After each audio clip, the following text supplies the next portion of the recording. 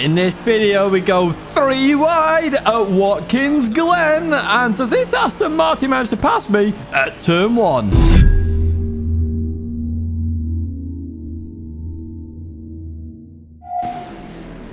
Hello everyone and welcome to a new weekly race series. This is the LFM Weekly Race Guide. Now, I'm not sure how I'm going to do this going forward. However, this is the main race. This is the sprint race that happens, and this is a 25-minute race. You can see that right at the top. The whole idea of this is to give you a bit of knowledge, a bit of a preview of the race if you want to do it as you go through the week. To be a track guide or a lap guide at the end to help you out. And then we're also going to look at the endurance race that is available that you can do every 2 hours, which is 45 minutes in length. And you have to pit in that, and there's a bit more strategy involved. It's great. We've got the sprint race and we've got a feature race. If you want to add more races in, because I was thinking about adding the Pro Series lap guide in at the end, but add the race, of course, do let me know. We're going to kick off with this race, though, and head down towards turn 1 here at Watkins Glen. That Mercedes down the inside then. Looking, we're going to be 3 wide into turn 1. That was very scared here. I really was. However, we make it through clean as you like. As we continue on now, of course, these daily races are stewarded. You can report incidents. People can get banned. So it's always going to be clean driving, which is nice. It's good. And trust me, this race was very tense. A lot of top drivers in this. You see down in the bottom left-hand side, I'm car 15. Your number is based on where you should come in the lobby, essentially. Your ranking in terms of the race. So I'm the 15th best driver in this race in terms of my rating as we go through the chicane for the first time then. Oh, the bus stop, should I say. And we are surviving. So up ahead, you'll recognize the name Kingston. We were fighting them in the Pro Series that we did the other week. And they're here in that AMG. I was trying to figure out who they were because I recognized the name. And then I realized it. I was like, excellent. Okay. This is going to be a hard race to overtake them because they did defend very hard last time. So I expected no different here. Of course, being a sprint race, everyone's going to defend that extra mile anyway, being 25 minutes in length. Now, in terms of the setup I'm using, so I'm using the Aston Martin Vantage GT3 here, and I'm also using Coach Dave Academy's setup. So I tried my own. I was just like, I can't get this to work. So jumped on Coach Dave Academy, got the quali setup, and yeah, I used that for this and the race. Now, the quali lap is going to be the lap guy, so you get to see that later on as that Mercedes looks at the inside. Oh! Wow, that was close there by Bruckner. Having a little peek down there, doesn't quite work out. Backs out of it. As we continue on. Let's advance further on into the race then. 22 minutes to go here. Through the right, you can see a lot of battling going on up ahead. That Ferrari just slowing everybody down a little bit here. Got an Aston Martin in front of us. We're the second best Aston Martin in here. Yes, it's not the best car here. However, it is a very stable car, especially with the setup I am using. As we leave that corner, we're still in the thick of the action. Can we get a top 10? That is my goal here. If I can get the top 10 in this lobby, I'd be pretty happy. And of course, that increases the rating. I'm going to do a video about rating as well in the future because there's a lot of worry about ratings. And I feel like there's probably a bit too much worrying. But even so, we're going to carry on with this race. We head down towards turn 1 then. And in there we go. We get a nice lovely run out of that corner. Anything happening in the distance? Not quite at the moment. We still have that Mercedes behind us as well of Bruckner that we do have to be aware of. We don't want to lose places here. We just want to gain places. And that is the goal here. Oh, actually, we've got Kingston having a look on that Mercedes up ahead then. Well, they're both in Mercedes, to be honest with you. I don't have to be honest. They're there. What am I on about? Right, we're going to head towards the bus stop then. And you don't really want to go side by side into the bus stop. It's all just slowing down once again as we go through here. And yeah, status quo for now, still in P14. But you're seeing here, very good race. Very little in terms of accidents, so you can have a lot of good racing here, I feel, this week. And this is what this video is all about, is to preview the race. You know, Nürburgring the other week. A little bit more deadly for a lot of people. A lot of people lost ratings there, for example. There were a lot more incidents, but that's just the nature of turn 1 at the Nürburgring and also the chicane as well at the end. Oh, we got somebody off there, and that is a Lamborghini. So that's Tauscher going off there, so we gain a place. Happy days. What we want to do. And yeah, we're up 1 now as we continue towards this left-hander. Oh, that's a lot of oversteer from the Mercedes. We're going to have a good run on them as we leave that corner then. They go defensive on the inside. We're trying around the outside here. Is it going to work out? Not really. This corner, not good for an outside overtake. You've got to really have some form of overspeed and have a far more grip than the other opponents to make that work. As we go through the right-hander then and continue on out. So you notice the car is very stable. So yeah, shout out to Coach Dave Academy setup for this one. Now, so I'm using the quali setup. The Aston Martin, and it worked out very well to be honest with you. There's 2 quality setups. It was the second one I chose. It was just a bit more stable. And it was great. So we had a run here on Kingston, then defending it in towards that bus stop. Again, this is where I'm just like, I'm not going to go side by side into here. You can try and force a mistake by keeping them on that inside potentially. It could work out that they just hit the bump in the wrong way and go flying, and then you could gain a position. So it's something to think about when you are racing here at Watkins Glen. As we head up into this long left-hander, be careful on the exit, of course, of that barrier. It's very close. And you don't want to hit it. Oh, that's somebody else. Oh, Masoud is off there. Now, we've raced Masoud in RCI before. Very quick driver. In terms of cars, and what are the best cars here? The Porsche and the Honda are the best cars, I believe, anyway. The Porsche, very deadly, though, as we saw Masoud there, who was spun around, or at least off, going slow. So, literally, just be careful if you are using those cars. Oh, we got somebody off there. Oh, that looks like a Honda. Well, that was timely, wasn't it? That was Hemming off there, so we get another place. We're in P11 now, folks. P11, how about that? We're not doing too bad here at all. As we look towards the bus stop again, the Mercedes looking down the inside. I was a bit worried here because we're going into it. Oh, we survived for now. We have to slow up, though, as we go through here. Very, very risky. But again, it's forcing that mistake of your opponent, really. Remember, these races are stewarded, so you're not going to go for any real stupid moves unless you want to get penalized. As we then head into the last corner here, through we go. Oh, that's why. Oh, he's hit the wall. He's hit the wall as Kingston. That's got to be damage here. So let's see if we can have an opportunity on the straight then. Damage may mean a slower car as we go into turn 1. You can see they're struggling a little bit then. Through that right-hander we go. We are a bit closer. In fact, we're closer to them than they are in front. So we should have a bit of slipstream here as we go up the hill. And we've got a long run to that bus stop chicane here, and we're getting close, getting closer, and we just don't have that overspeed in this Aston Martin. A bit too slow on the straights, I think. I just let off here, let them continue on. I don't want to lose too much time with Masoud and Bruckner in the background as well. Oh, he's got it wrong, and that's the forcing of a mistake that we could see, but it just slows me down a bit too much. In fact, look at that rear view mirror. We have a Porsche. How close do you want to get there? The Porsche is very close. Now, I wasn't going to defend this because I knew Masoud was quicker in that Porsche. So I didn't mean to let them through that easily. I outbroke myself a little bit here, and Bruckner trying to take full advantage. I could see this coming. It's like, no, I'm keeping this. So I keep it to the inside, and we do keep that position, thankfully. So we're still in P12. Yes, we dropped from P11, but we're ahead of P15 where we started. So we advance further on then. 9 minutes of the race to go. Still in P12, but still looking very good. And you can see Masoud still not got past Kingston. Now, I knew Kingston would defend hard here. We saw that in the previous race at the Pro Series. You can defend all you like. You know, it's racing for position at the end of the day. You do what you like in a race. And you can see up ahead there, side by side. Now, I know the Porsche is slow in a straight line, so I knew Kingston would keep that unless Masoud absolutely wanted to send it, and is looking, has to pull back in then in that distance as we come through the bus stop chicane then. And you can see how bumpy it is as we go through there. You do have to be careful in some cars, especially that Porsche up ahead.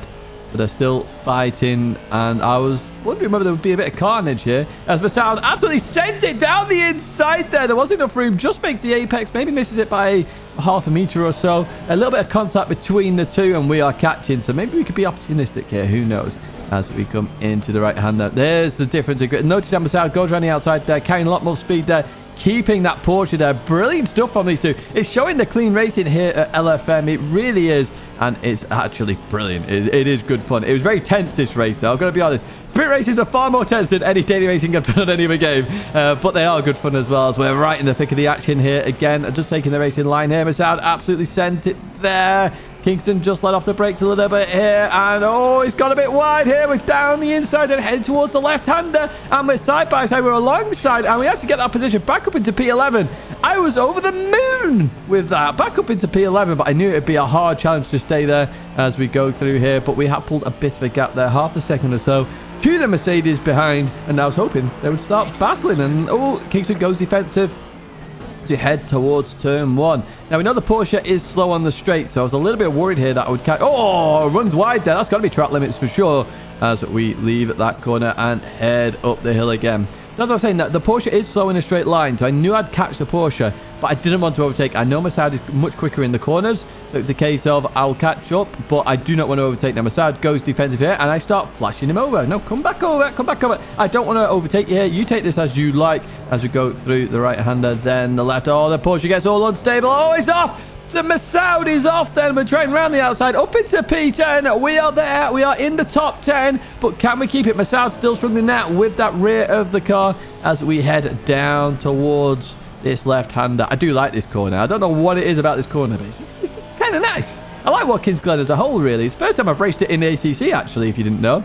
As we look in the rear view there. Oh, lots of sideways action there from Kingston. Oh, he's binned it. He's binned it. Massad there, also losing the rear end, trying to take that avoiding action. And we continue on. So we've got a bit of a gap now, 2 behind. As we're coming down here, we've got 2 seconds to the P11 driver. However, we lose the rear end a little bit there. Cost ourselves a little bit of time. I was like, Tidge, calm yourself down. Calm yourself down. Even so, we're going to head towards the line here in P10. What a race. What a finish. Now, I reckon you could have some absolutely stonking races here with very few incidents. Lap 1's always going to be a bit iffy, but yeah, even so. There is your race finish. Somebody's already left there, but you can see the race time if you want to try and beat that race time in those conditions.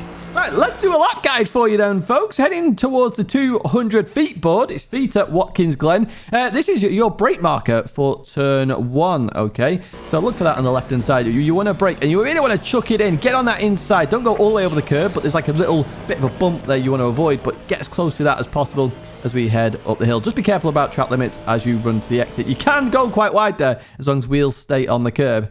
At the bus stop chicane then, you're looking for that marshal box on the left-hand side. Some of you will recognize all these brake markers. They're the same ones in other games. You want to use that there. Don't fully go over these curbs. Clip them as I'm doing there, and you should be safe. You can go over them and gain a little bit more time if the car bounces the right way. But yeah, it can be a bit iffy. So I'm looking for that, first of all. I'm hoping the car starts to turn in a little bit more at that piece of tarmac on the right-hand side, okay? And I can start accelerating a little bit. I'm then looking for that marshal box. That is when I really want to be full throttle at this point to get round the corner, okay? So the first part is just to make sure the car is turning that little bit. You might want to dab your brake a little bit there if it's not, and then fully accelerate at that marshal box. Head down towards this left end. You can be very aggressive here. And that is my brake marker. I'm trying to get as close to that as possible. It's like a grate with concrete on it. Very good brake marker. I wish this was in other games because it's brilliant. As we come into here, I keep it tight. And as the fence comes in, that's when I start to accelerate there. So leave that corner, head over to the left-hand side. Now, we're going to go uphill here for the corner, okay? So you can really brake or be last of the late brakers because going uphill, it'll slow the car down as well as braking, which is brilliant. So I'm braking at the 100 feet board here. That is right. That is very close. Now, you want to take a bit more of a wide line and come back, potentially. You can take that line and it'd be fine as well. It's sort of around that area in terms of racing line. This next corner, very difficult corner to get right, this one. I'm braking just after the 200 feet board on the left-hand side. That might be meters, actually, because that's a much bigger distance than the other one. I don't know. But as we come into here, I'm trying to keep it tight a little bit. You've got to be careful track limits here. If you even remotely go over the red and yellow curbs, you're going to be getting off track there. Now, the sign on the right-hand side, the last one on the right-hand side, here, it's like the second last one compared to the left. That is your brake marker here, and you want to really keep this, like, tight. You can see how tight I'm keeping it here. It gains far more time than running that wide and coming back in. There's not really much time to be gained by taking a wider line there. Oh, that's what I found at least anyway. Going into this left then, you want to lift. You don't have to brake at all for this. It's just a slight lift. And you want to be turning before that 100 board there on that right-hand side. And once you clip the curb, accelerate through the corner. You can run a bit wider than I do there, but I don't. You've got to be careful of the little bump there. And I'm using the lamppost on the right-hand side. Some of you may want to use the billboard instead because it's in line of sight, essentially. And the light's a bit harder to view. But they're both there. You want to lift here. In the race, I dropped to third gear. Here in quali, I was in fourth gear. And that's going to be a 43.7. That's going to be it for the Watkins race, where we're heading for more of the feature race. Oh, we're at Suzuka, and we're racing Samia here at Suzuka. So this one should be a good race as well. So 45 minutes in length. You're going to need around 77 litres of fuel in the Aston. Other cars may vary, so maybe aim for that 80-litre mark. And I say 80 litres, and you're going to go, Tidge, you haven't got that in right now. No, because we have to have a pit stop here. You can see that down in the bottom left-hand side. So we start the race, and I'm looking to defend here as we head in to this turn, and we do get it defended nicely there. So Samir up ahead in the Ferrari, we're in the Aston. We have raced the Aston here before. We do have a setup for it as well, so it's, you know, we could actually go for this a little bit more. My fastest lap ever around here is a 58.6. But I didn't do that in quali this time. It went from a fast to an optimum circuit, so it was around a 59.7, I think. But we had more time on the table, that's for sure. We could have got a low 59, which was what Samir got there. 59.3, I think it was, in quali. You go check out Samir. Streams all the time, ACC wise. I'll put the link in the description over on Twitch. Right, heading in towards this chicane for the first time, or quite a few. Just got a little bit deep here, and we do have to be careful of the curbs. They're very bouncy as it leave that corner. We have an Aston Martin behind us of Siwek. You see we're the number 5 car as well. 42 car grid here. There was only one split, which is brilliant. I love it when it's like this. Lots of cars on circuit. Exactly what I like, and hopefully you like it too. So we go a little bit defensive here, just in the middle of the track. I don't really want the Aston to go for the move here, and we get it a little bit wrong here, but we managed to bring it back for the second part of turn 1. Happy days. Jobs are good, and we remain in P2. Obviously, as in more of an endurance style race with the 45 minutes of length. The critical thing here, of course, is that you don't have to be as aggressive. You can bide your time and try and gain those positions. As we go through here, then we have 27, so not much happened in those 15 minutes that we just jumped through. As we look behind here, the Aston Martin comes in the pits. Because the pit window is open, it opens very quickly. You can really decide your fuel. As I say, I gave you the 80 litres total. You decide how you want to use those 80 litres, but remember, you do a full outlap as well as you start here. So we're coming in here, and I did want to come in. I wanted to cover my back a little bit, and we had this car on the right side just all over the place. I was like, oh no, please don't hit me. So I come in the pits, just get it done. A beautiful return to the circuit there. It was very cautious, very safe, well played.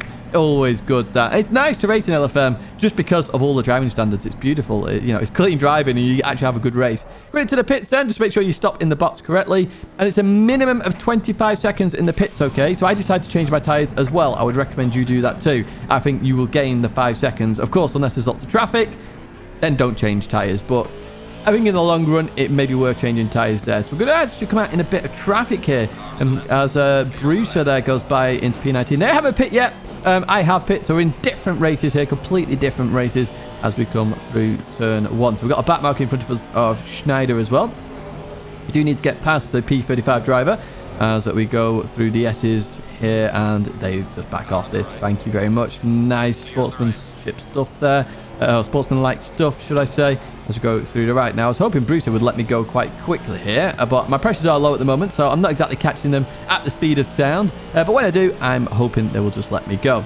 As we head towards Tidgney 1 then, this can be quite dangerous actually, because you do abuse the curb a little bit here as you go through the right, and then we're going to head towards Tidgney 2. And we do nail that beautifully, and they get it wrong. So it's like, excellent, right, okay, let me go here. I'll give you a bit of a flash, please. Let me go. I flash away, but they're going defensive. I was like, oh, come on. You don't have to defend this. Completely different races. Completely different races. You're just going to slow yourself down here. Of course, they can defend it. You're fighting technically for position, but not for position. They've still got a pit yet. And here they're going defensive again. I was just like, no, come on. Don't go defensive. There's no point going defensive. I was flashing away here, and yeah, and they got a little bit deep here as well, so that could have been damage to me potentially there. So yeah, I was getting a bit frustrated at the moment. That's why I am flashing away. As we leave that corner then, another Porsche is slow in the straight, so I'll finally get by here. But it did cost them a lot of time there, in my opinion. It cost me a lot of time as well, my word. Siwek is behind, so we did come out ahead of them, but even so, that's cost a lot of time. And they're still not giving up here, so they go side by side into 130R, which cost them even more time. Gotta be smart here, in my opinion. You gotta, if you're not fighting for the position, just let off. Yes, you lose 0.1 of a second on the straight, but oh my word, you lost a lot more time there going side by side at 130R, and potentially a potential of a collision there. Different races, no point going for that move, or going for the defensive moves there, or position. Right, we're going to get back into the fight then, because we got Siwek behind us, who's absolutely charging here. So I went a bit deep at the chicane, and we have them very close here. I was staying defense. I was like, there is no Aston size gap going to appear there, my friend. So I'm staying here. Going to head in towards turn 1, and they try around the outside. Some beautiful stuff here. I give them room on the outside. In fact, I went a bit too cautiously there into turn 1. Could have given them a bit less room here. We leave the corner. My engineer says that the space there, I'm like, I do not believe you. So I do leave a space there. as we go through that right-hander then and the left. So we do keep P2 for now. Samir, 5.5 seconds up the road. That fight with the Porsche easily cost us 2 or 3 as we advance further on here. 15 minutes to go then. Samir's actually increased that gap. Samir was on fire actually out the pits. Very low 59s straight off the bat, whereas I was struggling to get there for some reason. I'm not sure whether my pressures were a bit too high because I could push a bit more in this one. Not too sure. As Suzuka there goes for the launch down the inside there on that back marker of Merzin. Thank you for getting out of the way there, Merzin. Much appreciated. Now a Porsche up in the distance there of Skarupa. Lets me go well early here. I think you could have actually done Spoon there before letting me go. But thank you so much. That is very much appreciated as we then head into Spoon a bit later on in the race. And the McLaren here as well letting me go. So you could argue it's a bit early here as well. But we've got the Casio Triangle coming up. But they didn't have to do that. They could have easily stayed in the race there a bit longer. So, 3 minutes got a yellow flag coming up. I accelerate out this corner and notice that there. That puts me off a little bit. I nearly end up in the Shadow Realm. We know what that's like there. We come towards the end of the race, so that gap to Samir, 6 seconds there. I like to make I help my own a little bit with Samir. My goal is to improve speed-wise, but I'm really happy with a P2 there. If you did like it, please do like and subscribe. We do have the track guide coming up shortly. Let's have a look at the total race time for you there. 45 minutes and 9 seconds there for Samir. And as I say, shout out to Samir. Do go check his Twitch channel out. I'm not sure he does YouTube, only Twitch, but yeah, brilliant, entertaining driver as well.